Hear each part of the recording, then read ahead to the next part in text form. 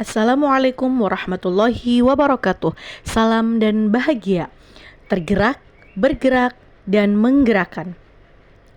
Saya Oktaviana Dewi, calon guru penggerak angkatan 11 dari Kota Bekasi SMPIT Al-Azhar Jaya Indonesia. Kali ini saya akan menunjukkan diseminasi budaya positif dalam aksi nyata modul 1.4 yang sudah saya lakukan di sekolah saya bersama dengan 8 orang guru.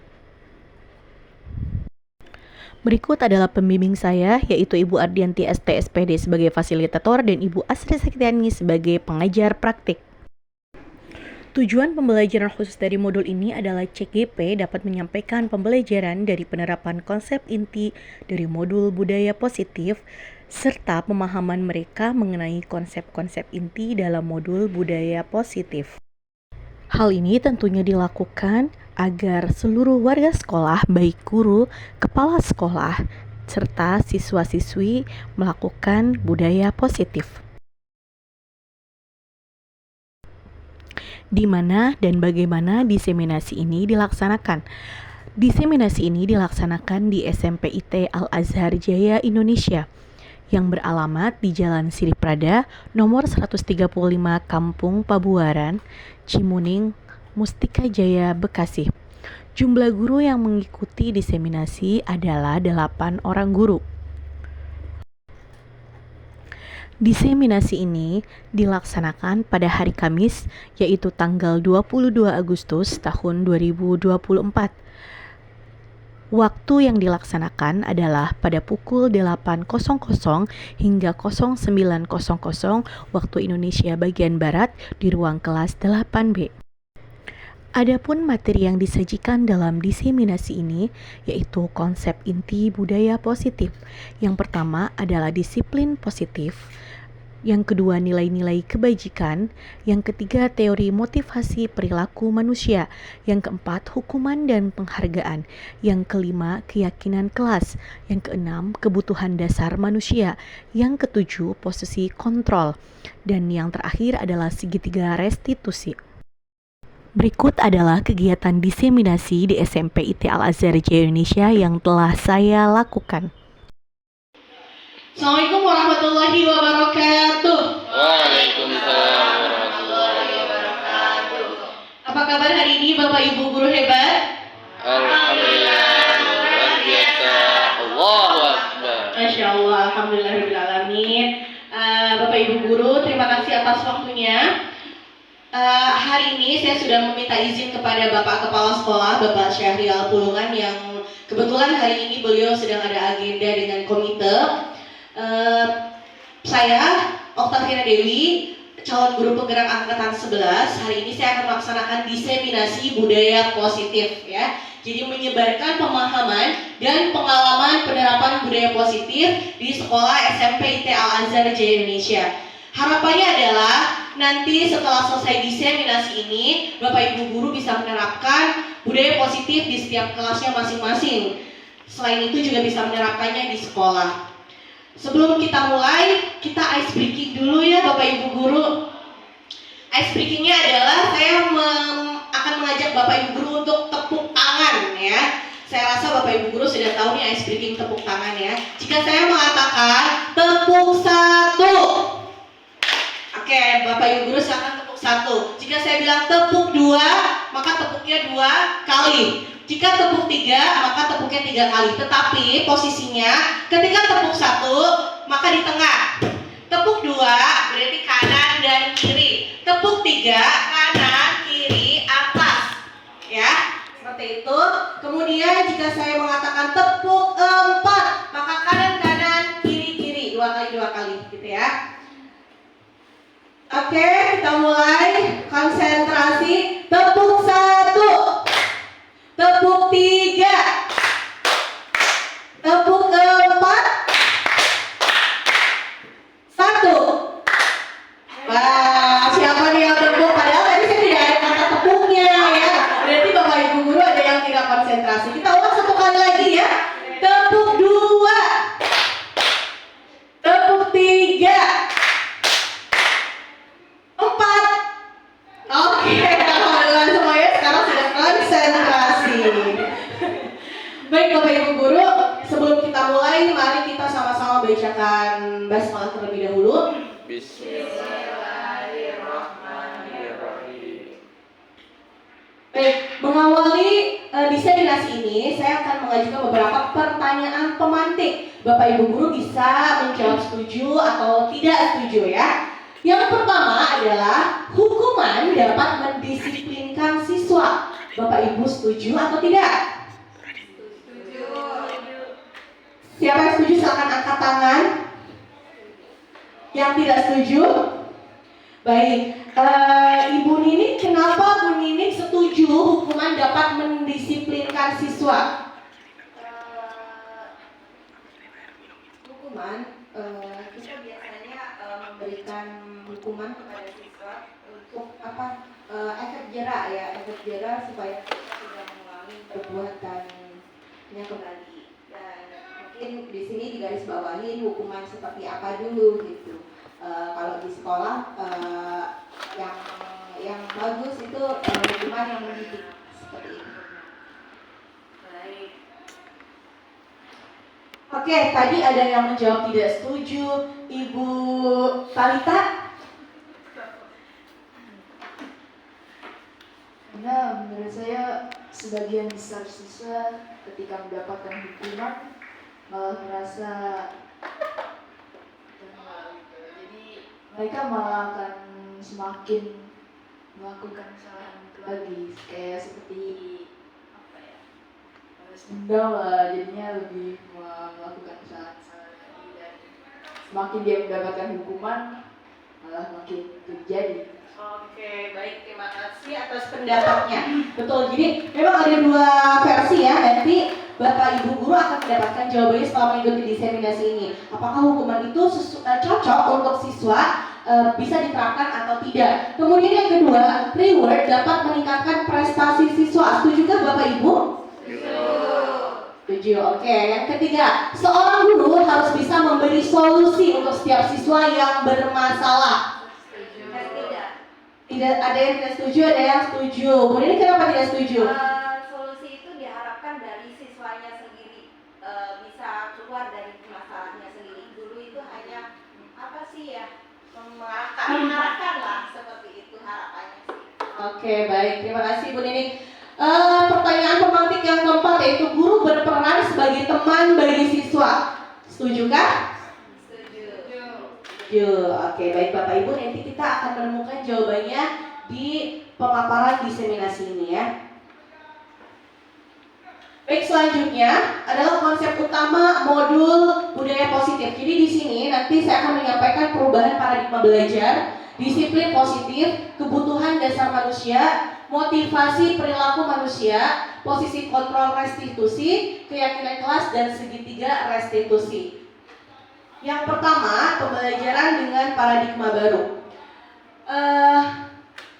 Sebenarnya kita saat ini sudah masuk ke Merdeka Belajar ya, semuanya sudah masuk ke Merdeka Belajar. Untuk itu, maka pembelajaran yang diaplikasikan di SMP IT Al-Azhar Jaya Indonesia juga tentunya di akhir adalah mewujudkan siswa yang memiliki profil pelajar Pancasila ya. Sesuai dengan pembelajaran dengan paradigma baru ini, bahwa pembelajaran dengan paradigma baru dirancang berdasarkan prinsip pembelajaran terdiferensiasi sehingga setiap siswa belajar sesuai dengan kebutuhan dari tahap perkembangannya untuk mewujudkan profil pelajar Pancasila. Karena setiap siswa itu memiliki minat dan bakat yang berbeda, maka sudah selayaknya dalam pembelajaran kita tidak memberlakukan hal yang sama. Contohnya siswa di kelas 8B tidak semuanya memiliki gaya belajar audiovisual. Ada yang kinestetik ya, ada yang lebih ke visualnya saja gitu. Maka kita seharusnya bisa mengakomodir ya bagaimana caranya mengikuti gaya belajar setiap siswa yang berbeda-beda itu. Kemudian setiap siswa memiliki keunikan yang berbeda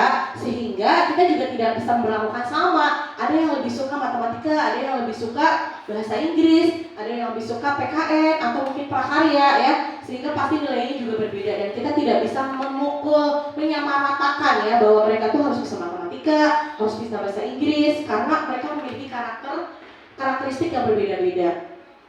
Kemudian selanjutnya adalah disiplin positif.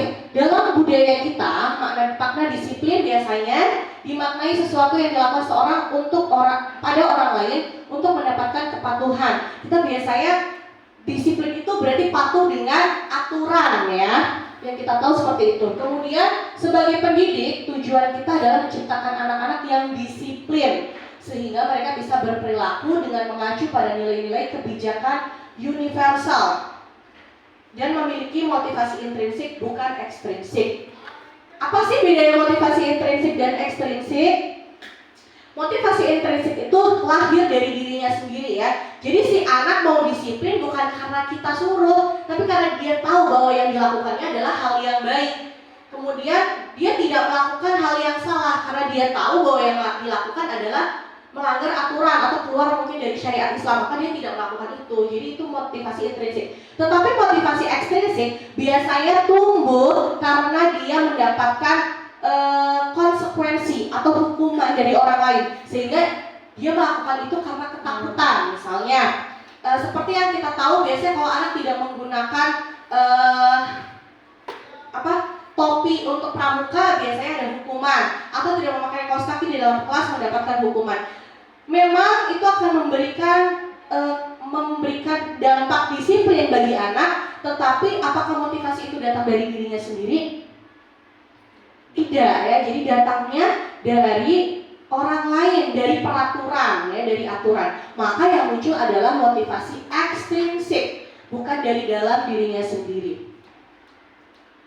Kemudian di sini kebutuhan dasar manusia. Setiap manusia, kita sebagai bapak ibu guru, sebagai guru juga memiliki kebutuhan dasar. Siswa juga sama memiliki kebutuhan dasar. Apa saja sih kebutuhan dasar kita sebagai manusia? Yang pertama adalah bertahan hidup. Setiap manusia memiliki cara untuk bertahan hidup. Tidak hanya manusia ya, bahkan makhluk hidup lainnya juga memiliki cara untuk bertahan hidup. Kemudian kasih sayang dan rasa diterima. Setiap diri kita pasti ingin disayang, ingin diterima oleh orang-orang lain karena kita sebagai makhluk sosial. Kemudian penguasaan.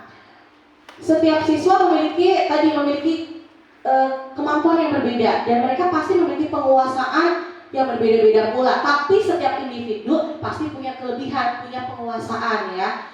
Kemudian kebebasan.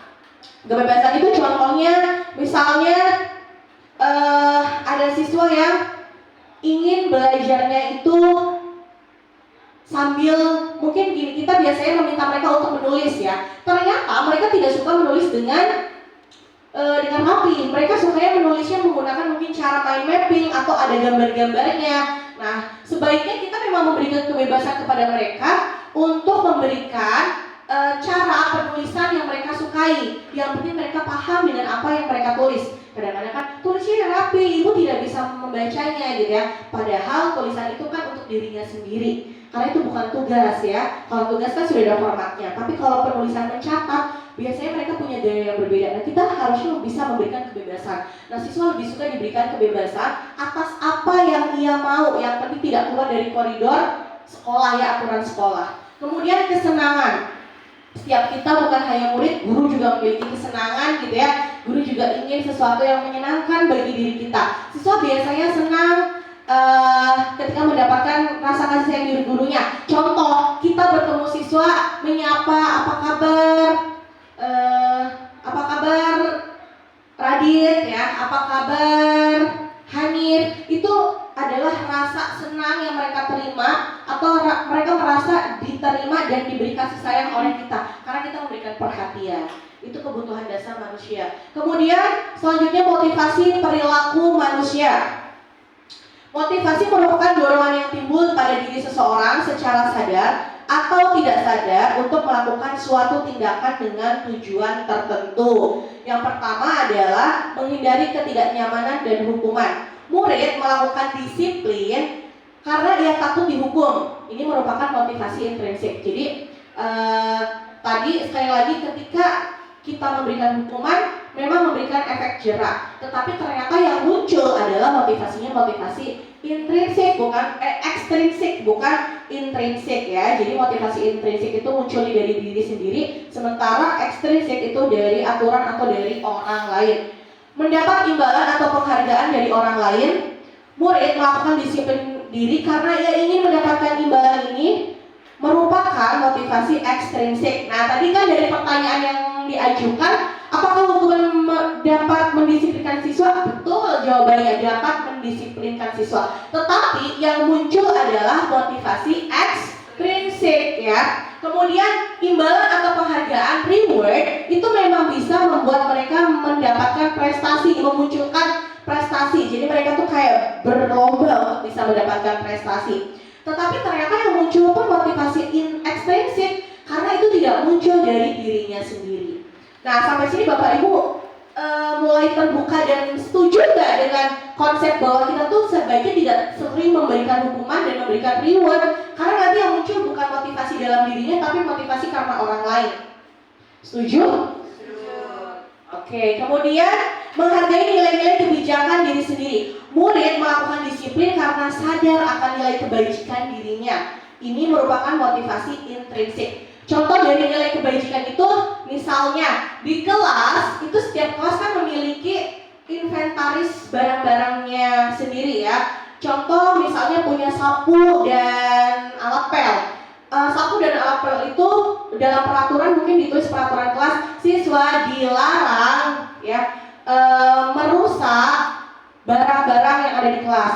Kalau bunyinya larangan, menurut Bapak Ibu guru itu aturan atau kebajikan? Aturan ya, karena ada larangan. Tetapi sebaiknya nilai-nilai kebajikan itu kita sepakati sama-sama. Misalnya guru meminta mereka untuk ayo kita membuat keyakinan kelas, kita membuat kesepakatan apa sih yang harus kita lakukan di dalam kelas. Nah, biasanya murid kita menjaga barang milik pribadi ya, jadi bisa menggunakan kata-kata yang positif, bukan kata-kata negatif. Kata negatif itu dimulai dengan dilarang, tidak diperbolehkan ya. Ketika kalimatnya dilarang atau tidak diperbolehkan, benar yang tadi dikatakan Bu Talita, maka dia akan termotivasi untuk melakukan hal itu berulang-ulang. Orang dilarang nggak apa-apa gitu. Jadi mengulang ya, mengulang karena ajakannya adalah ajakan kalimat negatif. Tetapi ketika ajakannya adalah kalimat positif, maka dia akan tergugah untuk mengikuti hal yang positif pula gitu. Kemudian kita ajak mereka untuk berpikir, kalau menjaga alat yang ada di kelas kita, nilai kebajikan apa sih yang dapat kita dapatkan? Kira-kira apa Bapak Ibu guru? Misalnya siswa meletakkan atau menjaga barang milik kelasnya masing-masing. Nilai kebajikan apa ya atau perilaku apa yang nantinya akan dapat diterapkan oleh siswa? Nilai kebajikan itu bisa mandiri, bisa tanggung jawab, bisa disiplin, kemudian bisa jujur. Nah, meletakkan barang atau tidak meletakkan barang atau menjaga barang milik kelas itu nilai kebajikan apa yang bisa diambil?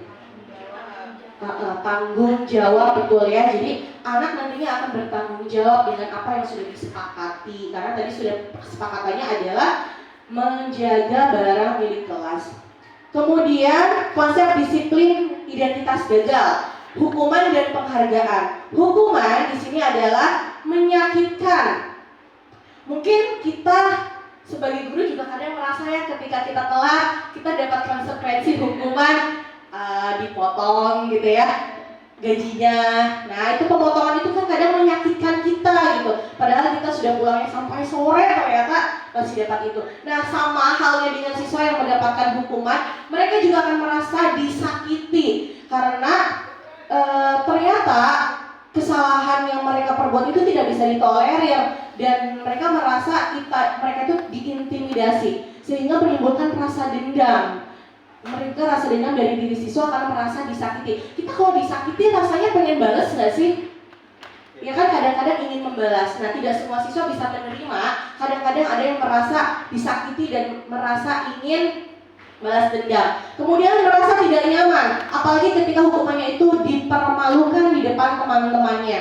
Kemudian murid merasa takut, memaksa ya, kita kesannya seperti memaksa. Kemudian murid menyembunyikan kesalahan dan murid menjadi rendah diri karena merasa sering dihukum. Hampir ada siswa yang tiap hari kena hukuman ya. Bisa saja itu menimbulkan rasa rendah diri karena dia merasa kok aku nih salah terus ya, aku tuh gak ada bener-benernya. Nah, itu bisa menjadi muncul rasa rendah diri dari diri siswa. Tapi Bapak Ibu tidak perlu khawatir, karena saya rasa di semua sekolah pasti punya yang namanya aturan dan hukuman, punya reward dan juga punishment. Itu tidak apa-apa, asalkan ambang batas menghukum dan memberikan reward itu tidak sesering itu ya. Jadi tetap butuh aturan, tapi juga butuh yang namanya keyakinan kelas. Nanti akan kita bahas setelah ini.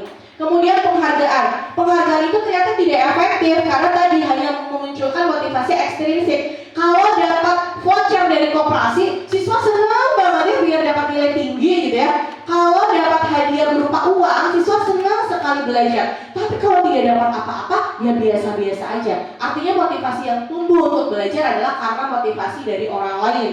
Kemudian merusak hubungan atau sifat iri, ya. Iri karena temannya mendapatkan reward tetapi dia tidak, padahal dia memang kemampuannya sampai situ-situ aja gitu. Kemudian mematikan kreativitas, menghukum dengan sistem ranking. Ternyata saya sendiri sampai hari ini masih memberlakukan ranking ya, dan ternyata ranking itu menghukum siswa. Kenapa? Karena siswa yang pintar kadang jadi congkak ya, jadi dia merasa nih gue nih pintar nih gitu, jadi merasa dirinya nanti tinggi. Kemudian siswa yang nilainya di bawah padahal memang kemampuannya tidak bisa sama atau memang memiliki kemampuan yang berbeda. Ada kan kalau ranking itu dinilai dari pengetahuan, sementara ada anak yang memang kinestetiknya bagus, olahraganya bagus, kemudian pramukanya bagus, kegiatan-kegiatan ekstrakurikulernya bagus, tetapi memang tidak ada bakat atau tidak menyukai dan tidak punya minat di materi-materi yang berbau teori atau pengetahuan gitu ya, sehingga akhirnya di ranking nilainya selalu paling bawah, padahal itu si anak memiliki kemampuan atau potensi yang lebih tinggi dibanding teman-temannya yang memiliki nilai akademik lebih baik gitu ya. Nah itu juga menghukum dengan sistem ranking. Kemudian merampas hak menghargai dirinya, karena merasa nilainya kecil, ada di bawah terus, dia jadi tidak bisa menghargai dirinya. Gue mah apa, tiap semester juga nilainya paling bawah gitu ya. Jadi mungkin kita bisa sama-sama merenungi apakah kita masih perlu menunjukkan kepada siswa dan orang tua tentang peringkat ya ranking ini gitu. Ataupun misalnya ke orang tua, apakah perlu juga orang tua menyampaikan kepada siswa bahwa si A ranking 1, si B ranking 2 gitu ya. Khawatirnya tadi, kalau anak yang nilainya bagus, rankingnya tinggi, pasti bangga dengan dirinya. Tapi ada anak yang memang tidak memiliki motivasi intrinsik, justru membuat dia menjadi merasa lebih rendah gitu ya. Dan kita tuh kadang tanpa disadari, ketika ada anak yang tidak memiliki kemampuan baik, kita seolah-olah kamu mah kebiasaan ya gitu, gak bisa lagi, kebiasaan PR-nya gak dibawa, kebiasaan gak bisa ngerjain ini. Padahal ternyata hafalannya bagus ya, hafalannya bagus, tapi tidak ada kan nilai taksin takfis di rapot kita. Jadi sehingga tertutupi dengan nilai akademik yang padahal potensi menghafalnya jauh di atas rata-rata teman-temannya gitu ya. Jadi itu kita harus bisa menghargai kemampuan siswa yang berbeda-beda itu. Kemudian konsep disiplin identitas sukses. Nah, kalau ini yang sukses yang perlu kita terapkan di kelas atau di sekolah kita. Yang pertama konsekuensi, penguatan jangka pendek, perlu monitoring berkelanjutan, stimulus respon, murid menghormati peraturan, kehilangan waktu untuk merenungi kesalahan. Nah, jadi ketika identitas sukses ini diterapkan, maka nantinya siswa itu dapat menghormati peraturan yang ada. Jadi kita tidak memaksa, tapi mereka tahu, oh ini aturan yang harus saya jalankan. Keyakinannya muncul dari dirinya sendiri, motivasi intrinsiknya muncul. Kemudian ketika kita memberikan pembelajaran, maka ada respon dari siswa. Karena kita tidak memaksa, mereka sadar dengan dirinya. Maka yang perlu kita lakukan adalah setiap awal masuk kelas sebaiknya kita memang tidak langsung belajar, tapi materi yang kita berikan tidak perlu banyak ya, karena di Merdeka Belajar juga tidak punya ketercapaian yang banyak. Kita punya materi-materi esensial saja, sehingga ada waktu untuk menumbuhkan rasa perilaku yang baik ya, menumbuhkan nilai-nilai kebajikan yang harusnya mereka dapatkan dari diri mereka. Kemudian restitusi, murid bertanggung jawab untuk perilakunya, fokus pada pemecahan masalah jangka panjang, murid menghormati dirinya dan orang lain. Kemudian teori kontrol, murid bersemangat memperbaiki kesalahan. Jadi kalau di restitusi itu tidak ada hukuman dan penghargaan. Kalau konsekuensi itu sama dengan hukuman ya, bedanya hukuman itu tadi memaksa, konsekuensi tidak memaksa. Restitusi itu sama dengan penghargaan. Jadi di konsep disiplin identitas sukses ini kita bisa menerapkan konsekuensi dan restitusi.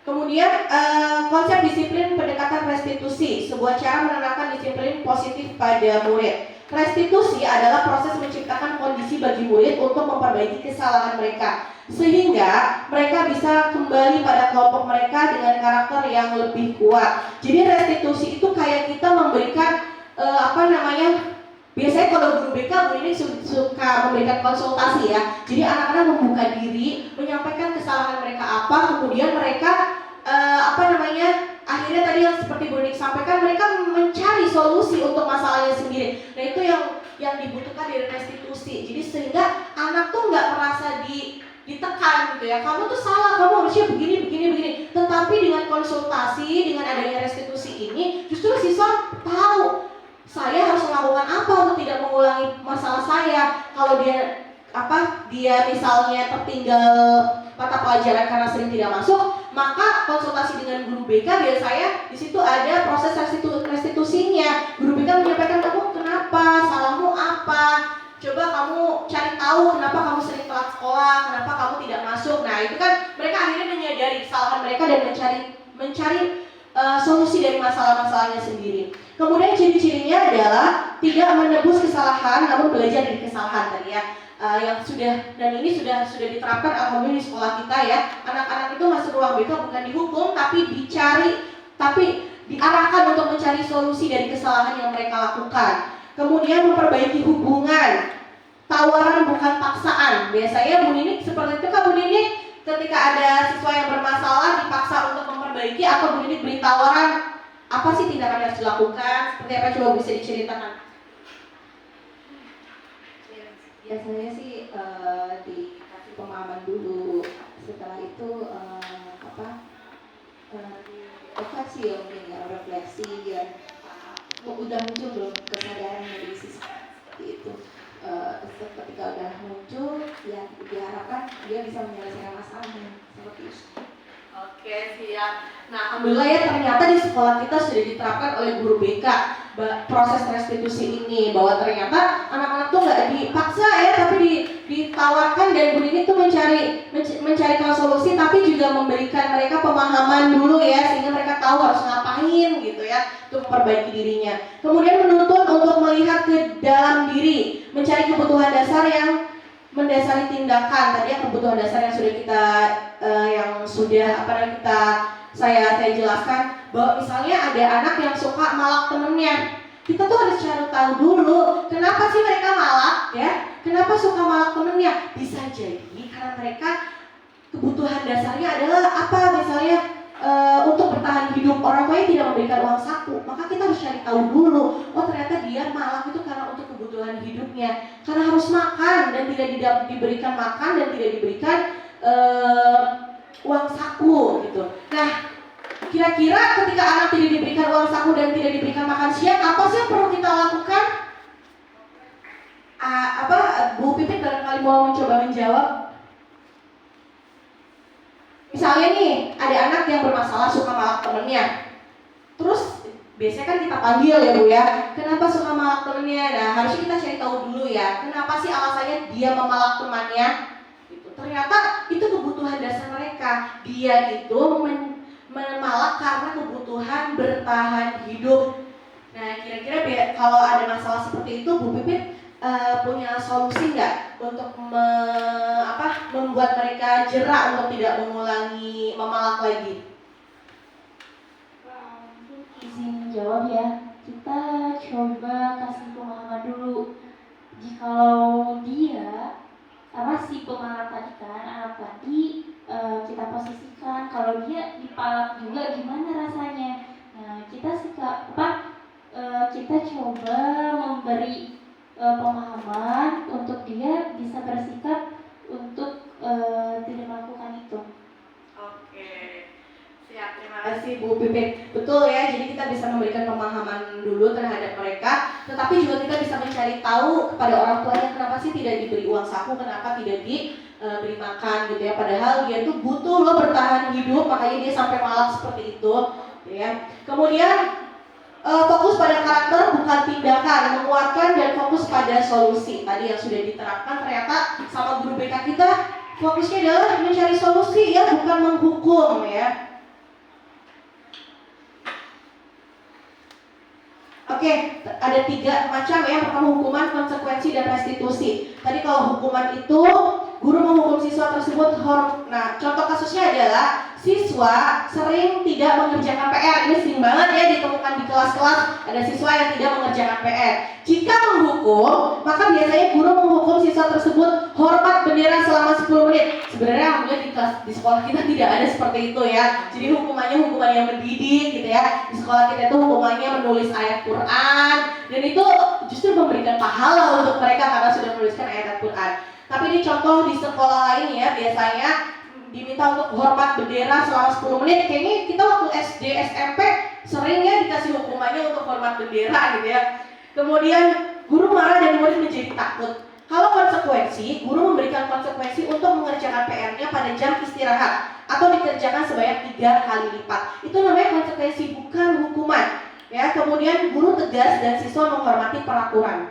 Tapi restitusi itu berbeda pemecahannya.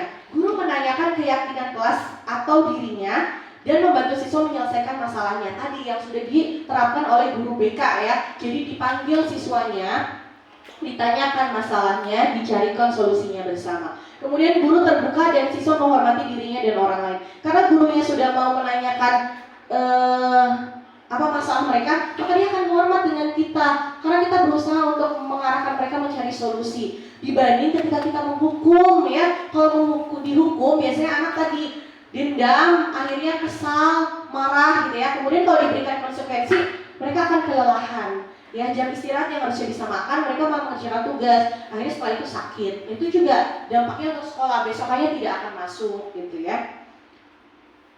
Nah, sebagai guru kita memiliki 5 posisi kontrol. Nah, nanti Bapak Ibu kira-kira mau masuk di mana nih posisi kontrol, atau mana yang sudah diterapkan di kelas ya? Bapak Ibu itu sudah masuk ke posisi kontrol yang mana? Yang pertama adalah penghukum. Kita sebagai guru tuh kadang menjadi penghukum. Kalau kita menghukum siswa tadi kayak si Bapak guru yang menghukum siswanya sampai berdiri 10 menit untuk menghormat bendera, itu namanya dia seorang penghukum. Ya, berarti posisi kontrolnya guru sebagai penghukum. Kemudian pembuat rasa bersalah.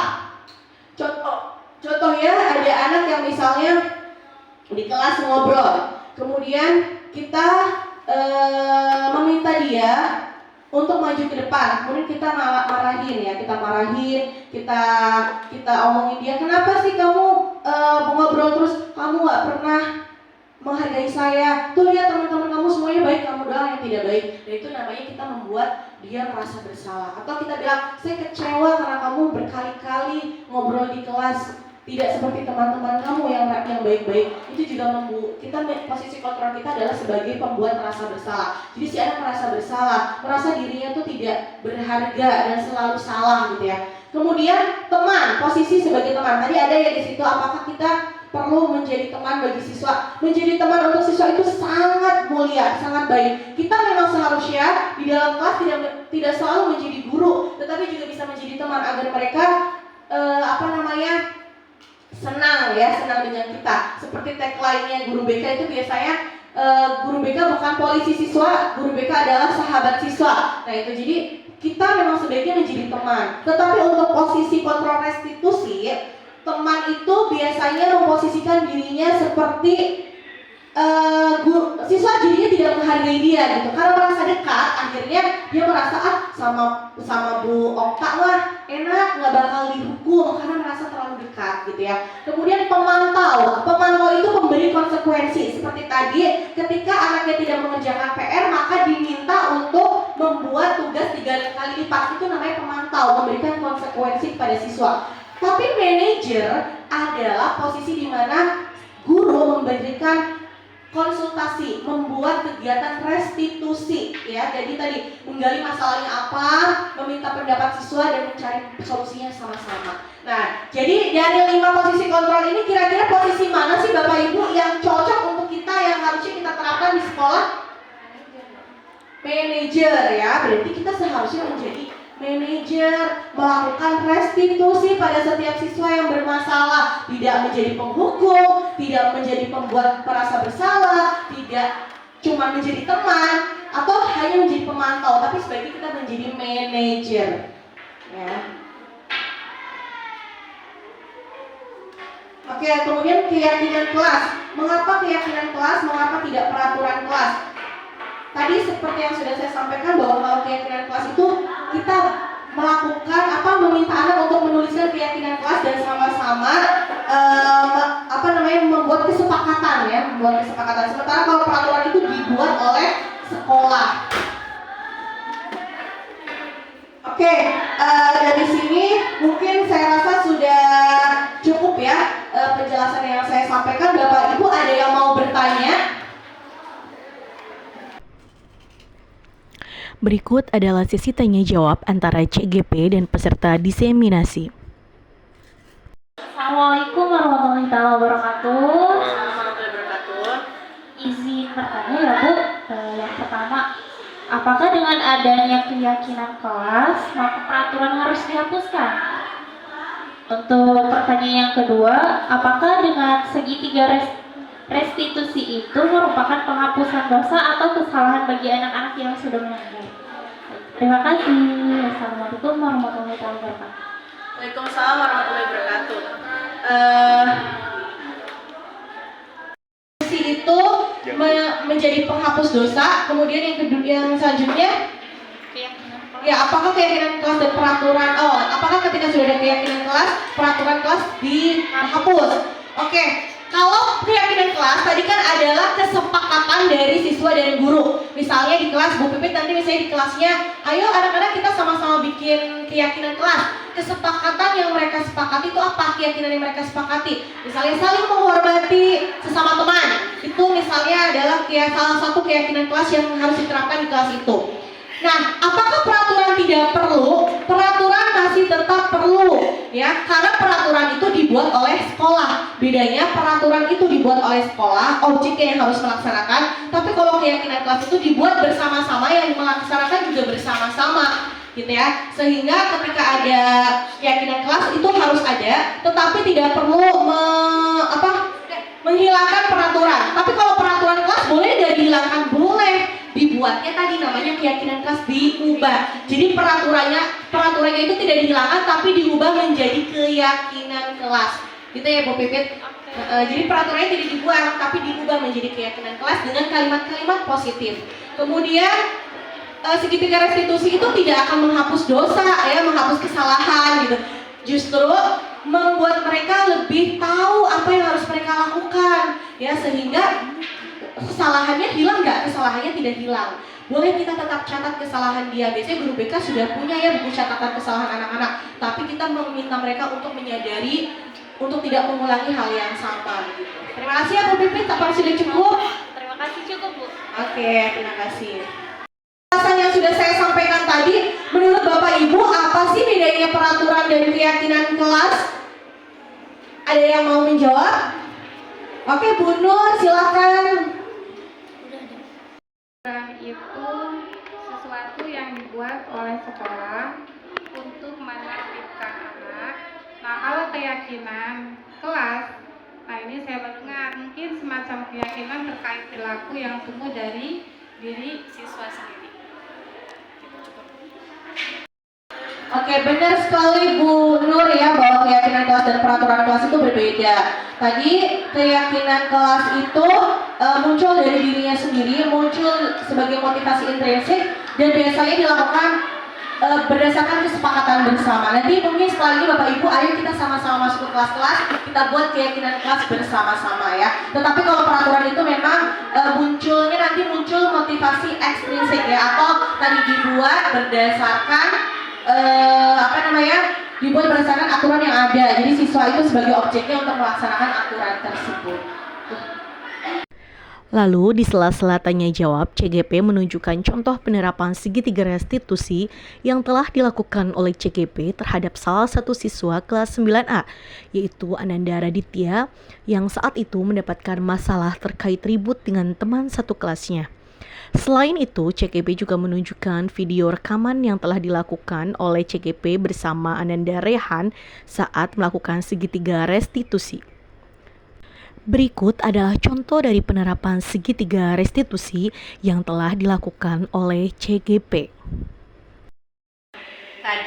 Tadi Bu Okta dengar dari ketua kelas kamu, katanya kamu habis bertengkar sama teman kamu yang namanya Fadil.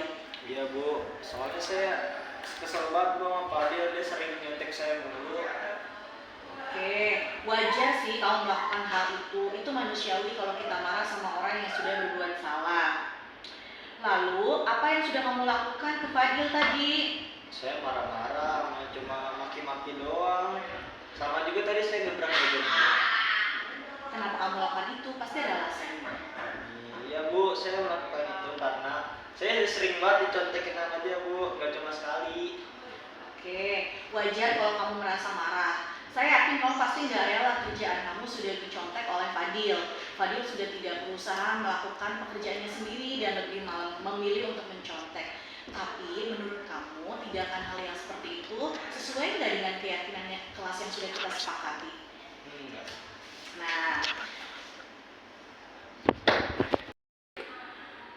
Nah Hadid, menurut kamu keyakinan kelas apa sih yang udah kamu langgar? Saling menghormati. Oke, menurut kamu saling menghormati itu penting nggak? Penting sih. Nah kalau penting, lalu keyakinan kelas apa yang harus kamu lakukan saat kamu sedang marah? Harusnya saya harus lebih sabar. Oke Radit, lalu apa yang harus kamu lakukan jika hal serupa terjadi lagi? Ya saya akan nahan emosi saya Bu, harus lebih sabar biar nggak kayak gitu lagi. Oke, terus hal apa lagi yang seharusnya kamu lakukan selain itu? Ya udah itu doang. Kamu sebaiknya nanti melapor kepada guru ya jika ada teman yang mencontek. Sepakat? Iya. Oke, terima kasih ya Radit ya sudah mau diajak diskusi. Mudah-mudahan nanti Radit bisa lebih baik lagi.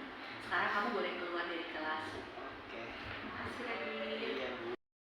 Rehan, kamu tahu nggak kenapa ibu panggil kamu? Gak tahu Bu. Oke, katanya kamu sering terlambat ya Rehan? Iya Bu. Sudah berapa kali kamu terlambat? Baru 5 kali kok Bu. 5 kali kok baru. Sering terlambat itu hal yang salah nggak? Iya Bu, betul. Berbuat salah itu manusiawi Rehan. Setiap manusia pasti pernah berbuat salah. Yang terpenting kita perlu memperbaikinya. Setuju nggak? Setuju Bu. Baik, kita cari solusinya sama-sama ya Rehan. Baik Bu. Kamu kan sering datang terlambat. Pasti kamu punya alasan. Apa sih alasan utamanya kamu sering datang terlambat ke sekolah Rehan? Saya begadang Bu, nge-push rank. Jadi saya bangun kesiangan deh. Begitu. Rehan, kalau datang terlambat itu sesuai nggak dengan keyakinan kelas kita? Tidak Bu. Tidak. Lalu, menurut kamu, keyakinan kelas apa yang sudah kamu langgar? Disiplin Bu. Disiplin. Disiplin itu penting nggak? Penting sekali Bu. Penting ya. Betul, disiplin itu penting dan sangat bermanfaat untuk kita. Kita dapat menghargai waktu, menghargai orang lain, dan kita juga bisa menyelesaikan pekerjaan kita tepat waktu. Jadi tidak menumpuk Rehan. Iya Bu, saya menyesal sudah datang terlambat. Saya berjanji akan datang tepat waktu. Dan saya juga minta maaf kepada Bu Okta. Baik, kamu sudah minta maaf itu sudah termasuk hal baik. Ibu hargai itu. Lalu, apa yang akan kamu lakukan agar tidak telat lagi? Saya janji Bu, tidur lebih cepat dan tidak begadang lagi. Oke, kamu sudah menemukan solusinya ya sekarang. Ibu akan bekerja sama dengan bunda kamu agar kamu tidak datang ke sekolah telat lagi. Baik Bu. Baiklah, kalau begitu kamu boleh keluar ya. Terima kasih Rehan. Sama-sama Bu Okta. Sekali lagi saya minta maaf ya Bu. Iya, sama-sama, nggak apa-apa. Mudah-mudahan kamu bisa lebih baik lagi ya Rehan ya. Iya Bu. Oke, terima kasih Rehan. Terima kasih Bu. Berikut adalah pemberian kesimpulan dari peserta diseminasi. Kesimpulannya, kita sebagai guru sebaiknya menciptakan budaya positif dengan menerapkan kesepakatan kelas melalui penumbuhan keyakinan kelas dan untuk melakukan pemecahan masalah Maka yang dilakukan adalah dengan menggunakan segitiga restitusi. Selanjutnya adalah sesi penutupan akhir acara diseminasi yang telah dilakukan oleh CGP.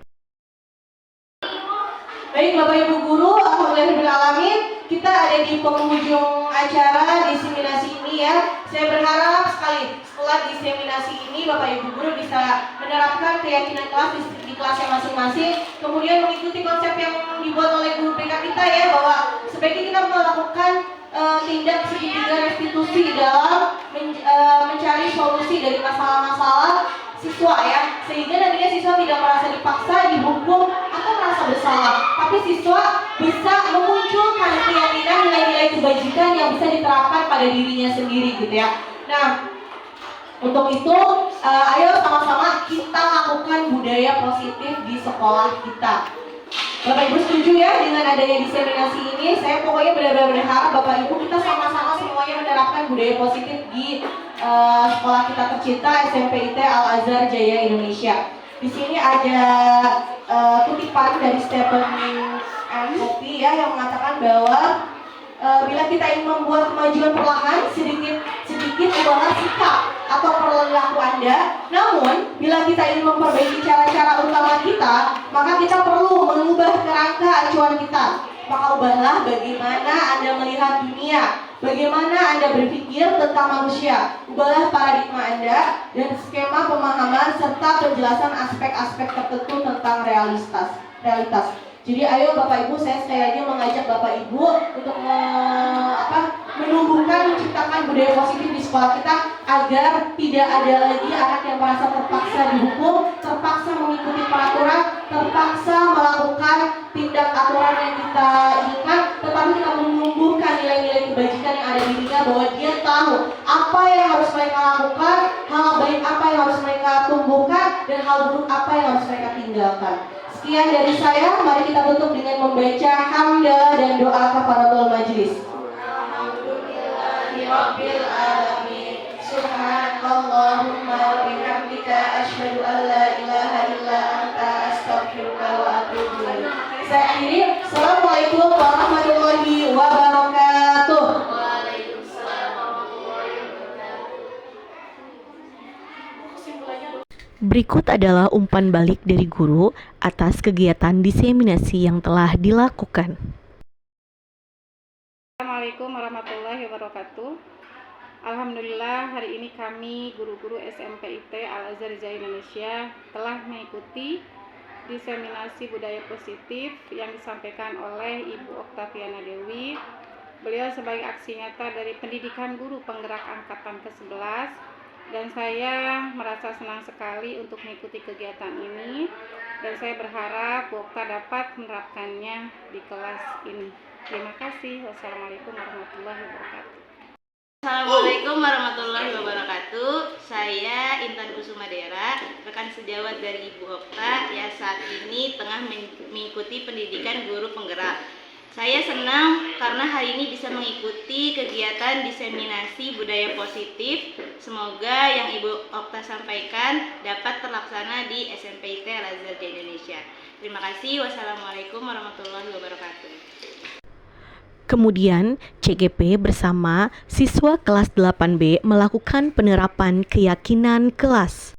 Assalamualaikum warahmatullahi wabarakatuh. Waalaikumsalam warahmatullahi wabarakatuh.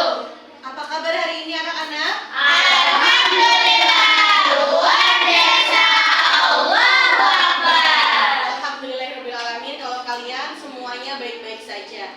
Hari ini Bu Okta akan mengajak kalian untuk membuat keyakinan kelas. Ada yang tahu apa itu keyakinan kelas? Tidak. Oke, kalau peraturan kelas tahu? Tahu. Apa peraturan kelas? Aturan yang ada di kelas. Aturan yang ada di kelas, betul. Nah, keyakinan kelas itu nggak jauh berbeda ya dengan aturan kelas. Tetapi bedanya adalah keyakinan kelas itu dibuat berdasarkan kesepakatan kita. Ya, jadi kita sama-sama membuat keyakinan kelas. Contoh nih, kalau di kelas itu harus saling menghormati kan? Iya. Jadi kita kita harus saling menghormati. Nah, saling menghormati adalah nilai kebajikan. Ya, di Islam juga kita diwajibkan harus menghormati orang yang lebih tua kan, menghormati teman juga. Nah, nilai kebajikan itulah yang menjadi landasan kita untuk membuat keyakinan kelas. Kalau di peraturan biasanya ada kalimatnya siswa dilarang menghina temannya. Nah, kalimat larangan itu biasanya ada di aturan kan. Kamu bikin peraturan kelas nggak waktu itu? Atau peraturannya sudah ada saat kamu masuk kelas? Sudah ada. Nah, sudah ada. Bedanya itu dengan keyakinan. Kalau keyakinan kelas kita buatnya sama-sama berdasarkan kesepakatan. Misal dokter mengajak kalian untuk membuat keyakinan kelas tadi saling menghormati. Siswa saling menghormati antar teman atau siswa menghormati guru yang masuk ke kelas. Kira-kira kalian sepakat nggak dengan kalimat itu? Sepakat. Nah, tidak ada larangan kan? Tidak ada hukuman di situ, tetapi adanya menumbuhkan keyakinan kamu. Kamu yakin nggak bisa menghormati orang lain? Yakin. Menurut kamu menghormati itu wajib tidak? Wajib. Itu ya. Jadi kita nanti sama-sama membuat keyakinan kelas. Yang buat siapa? Yang buat kalian. Kemudian nanti kalian tempel di papan keyakinan kelas. Nanti akan kita bacakan satu-satu. Kalau setuju, bilang setuju. Kalau tidak setuju, nanti kita cabut lagi keyakinan kelasnya, kita ubah ya. Nah, untuk membuat keyakinan kelas, Bokta akan menuliskan nilai-nilai kebajikan. Ya, nilai kebajikan apa sih yang harus ada di dalam keyakinan kelas kita? Kalian sepakat tidak untuk membuat keyakinan kelas bersama? Sepakat. Oke, terima kasih ya. Nanti saya akan tuliskan dulu nilai-nilai kebajikannya. Kalian akan saya bagikan sticky note ini. Silakan buat keyakinan kelas yang kalian inginkan. Di off dulu Julita. Oh, udah.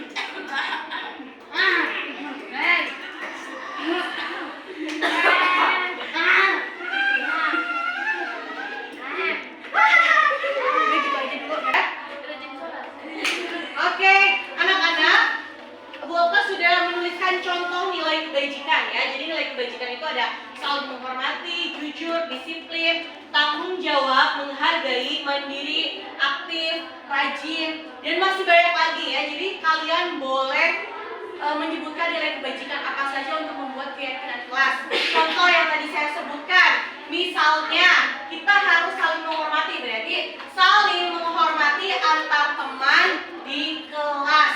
Ya. Kalau misalnya aktif, siswa aktif dalam mengikuti setiap pembelajaran. Nah, itu namanya keyakinan kelas. Silahkan kalian buat sendiri. Kalau sudah selesai, boleh ditempel di papan yang ada di depan. Ya, nanti kita akan tanyakan setuju atau tidak satu kelas ini sepakat atau tidak dengan yang sudah kalian buat. Sepakat, guys. Oke, nih. Saya bagikan dulu ya. Semuanya silakan menuliskan keyakinan kelas apa yang kalian inginkan.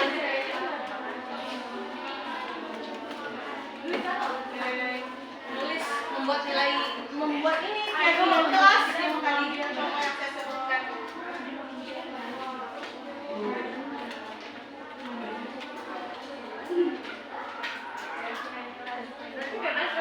Bebas. Nanti kan akan saya tanyakan ya, teman-teman sepakat tidak dengan yang sifat tulis? Ya, tapi kalau peraturan kan biasanya bunyinya ada kalimat negatifnya. dilarang, jangan, tidak diperbolehkan, ini kamu ubah menjadi kalimat positif. Berarti boleh Misalnya, rajin dalam mengerjakan tugas. Nah, itu kan tidak ada kalimat larangannya, tapi ajakan. Tidak boleh dikata ayo, nggak apa-apa. Bos, ya, disimpan dulu ya. Cerita, di itu dulu, kamu boleh buatan gitu. Iya. Minum. Iya.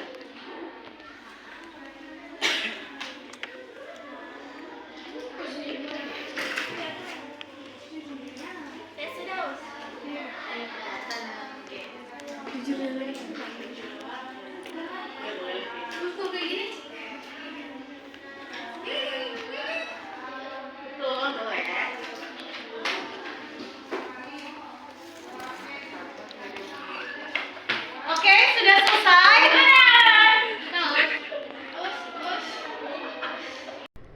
Kemudian CKP mengajak siswa untuk menyepakati keyakinan kelas yang sudah dibuat bersama-sama. Anak-anak, oke anak-anak, udah pada selesai? Sudah. Oke, jika sudah, silakan bergantian untuk menempelkan keyakinan kelas yang sudah kalian tulis di papan. Silakan siapa yang mau memulai? Oke, Upi, Nisa, yang lain bisa menyusul ya. Jadi, di sini aja, nempel aja.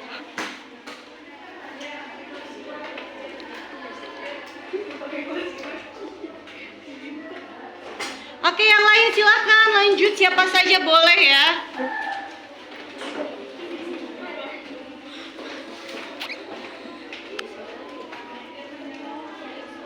Oke, boleh antri.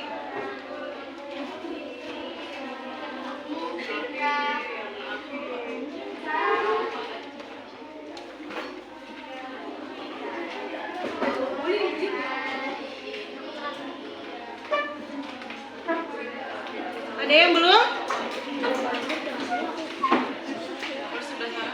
Boleh di bawahnya ya.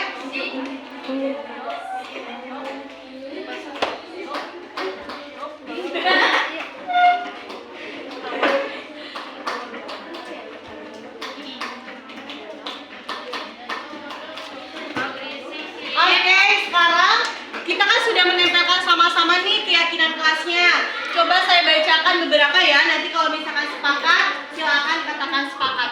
Yang pertama, di sini ada kalimat izin makan, minum, dan keluar kelas kepada guru dengan perkataan yang sopan dan santun. Sepakat? Sepakat. Oke. Kemudian jujur saat melaksanakan tugas dan ulangan. Oke, kemudian tanggung jawab jika keluar atau masuk kelas, tutup pintunya kembali. Oke. Rajin dalam melaksanakan piket kelas. Oke, satu lagi ya saya bacakan ya. Bertanggung jawab dalam menjaga alat-alat kebersihan. Oke, siap. Nah, semua yang sudah kalian tulis sudah disepakati sama-sama ya. Jadi keyakinan kelas ini harus kalian taati ya. Silakan ditaati, diikuti sesuai dengan kesepakatan kita. Jadi hari ini kita sama-sama sepakat memiliki keyakinan kelas? Sepakat. Oke, baik. Ada pertanyaan? Tidak. Oke, baik. Terima kasih anak-anak. Semoga keyakinan kelas yang sudah kita buat dapat kita terapkan di kehidupan sehari-hari kita di dalam kelas. Terima kasih. Assalamualaikum warahmatullahi wabarakatuh. Waalaikumsalam warahmatullahi wabarakatuh. Berikut ini adalah umpan balik dari siswa kelas 8B terkait penerapan keyakinan kelas. Assalamualaikum warahmatullahi wabarakatuh. Perkenalkan, saya Ajeng Larasati dari kelas 8B. Kami sudah membuat keyakinan kelas yang sudah disepakati oleh semua siswa yang ada di kelas, yang ditemani oleh Bu Okta. Semoga keyakinan kelas bisa kami jalankan dengan baik. Terima kasih. Assalamualaikum warahmatullahi wabarakatuh. Saya Siti Humaira Pasaribu dari kelas 8B. Hari ini sangat senang karena hari ini saya dan teman-teman saya membuat keyakinan kelas bersama yang berbeda dari peraturan kelas lainnya. Terima kasih. Assalamualaikum warahmatullahi wabarakatuh. Demikian diseminasi yang telah saya lakukan. Terima kasih. Wassalamualaikum warahmatullahi wabarakatuh. Salam guru penggerak. Terus tergerak, bergerak, dan menggerakkan.